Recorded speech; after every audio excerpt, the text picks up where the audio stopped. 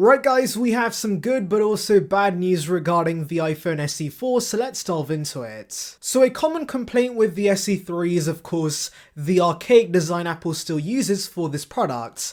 This design derives from the iPhone 6 back in 2014, so it's pretty old and looks out of place compared to the rest of the iPhone models. And well, that's where the good news comes in regarding the SE4, because Apple's finally putting this design to rest, and John Prosser believes we're going to see the iPhone XR body instead. Now this actually could be bad news depending on how you perceive it, because on one hand, yes, this is a massive improvement over the SE3. It's going to give us a much bigger display with thinner bezels, better battery life, and also Face ID on the front. However, at the same time, do remember this SE4 is not launching till 2024, so of course, at that point the XR design is going to be 5 to 6 years old, and much like the SE3, it's again going to look out of place compared to the newer iPhone models. Then again, one could argue this is the whole purpose of the SE, and that's a fair point, and especially with the 14 Pro series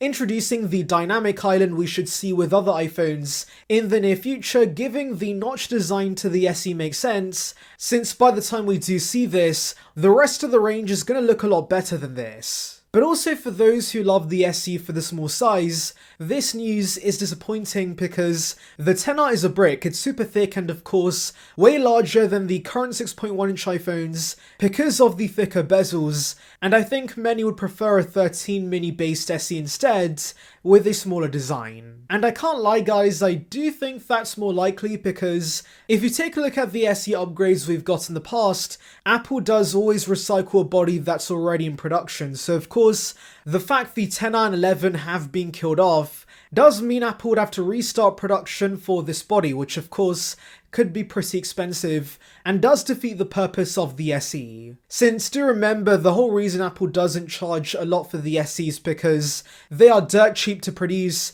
and that's mainly because the parts they use are already in mass production, so of course this XR base design might not make sense, but giving us a 13 mini base design could make sense since Apple does still sell that product. And so similar to how they recycled iPhone 8 shells for the SE2 and 3, I can see Apple doing the same for this 4th generation SE. And yeah, the biggest issue with the mini lineup was not the size, but the price of it. Many who are looking for a smaller iPhone are of course not looking to pay flagship prices, and since 12 mini refurbs sold out for $450, clearly this is a sign the mini size is perfect for the SE range. Then again, one could argue this might be too good of a product, especially with dual cameras and OLEDs, and so yeah, maybe reusing the XR body ultimately makes sense. Now the next thing I do wonder about is the chip in this, because since the regular iPhones don't even get the latest A series chip,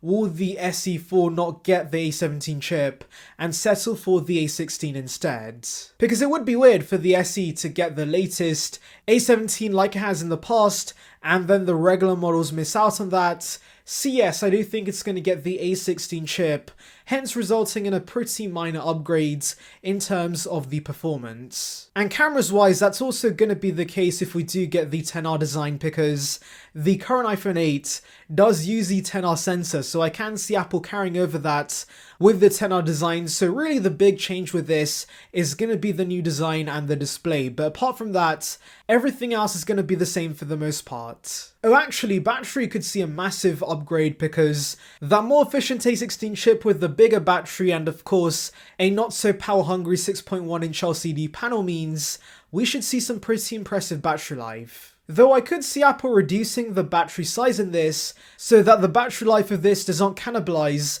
the higher end models. Now regarding the pricing for this, we're not sure what's going to be the case, but I'm praying Apple goes back to the $399 price point, especially when the iPhone 14s did not get a price increase. I'm sure Apple could lower their profit margins and make this a more price competitive device. Because if we do see a price hike with this design, that would not be great, and so I do think it's in Apple's best interest to keep prices the same for the SE4. And actually, because the SE3 and 4 are going to look so drastically different, maybe Apple keeps the SE3 at $299. That would be a pretty decent deal, but of course, there will were rumours regarding this for the SE2 this year, but that did not pan out, and so ultimately it's unlikely this will materialise. Now I do want to mention Ross Young, a way more credible source, does actually believe the next iPhone SE is going to be 5.7 inches, and that actually seems less likely than this report because that would technically be a redesign since Apple's never given us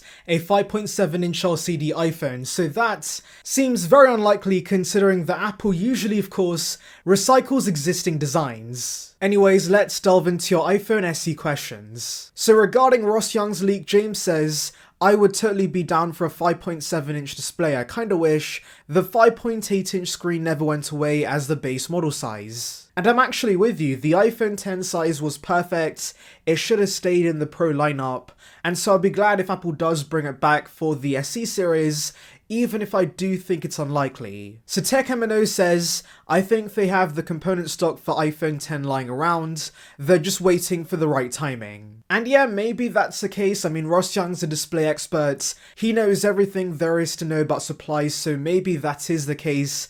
But based on what Apple's done in the past, John Prosser's rumour regarding an iPhone XR based design does make more sense. So Zeus says, considering the allegedly dismal sales of the iPhone SE3, I would not be shocked if the successor showed up this year as the SE Plus. A repurposed iPhone 11 or 12 mini would make more sense. Now I don't think we'll see it this year, but yes, maybe in 2023 Apple does launch an iPhone SE Plus to go alongside the SE3, because the design is definitely the biggest issue with the SE3, that's why many are put off by it. And so giving us even the XR design would be appreciated, since we would get a much larger display on the front, a bigger battery and also Face ID. Anyways, tell me your thoughts regarding these reports in the comments. Anyways, thank you for watching guys, make sure to like and subscribe for the latest Apple news and rumours. Check out the video in the card above on details regarding the iPad 10, and on that note, see ya peeps.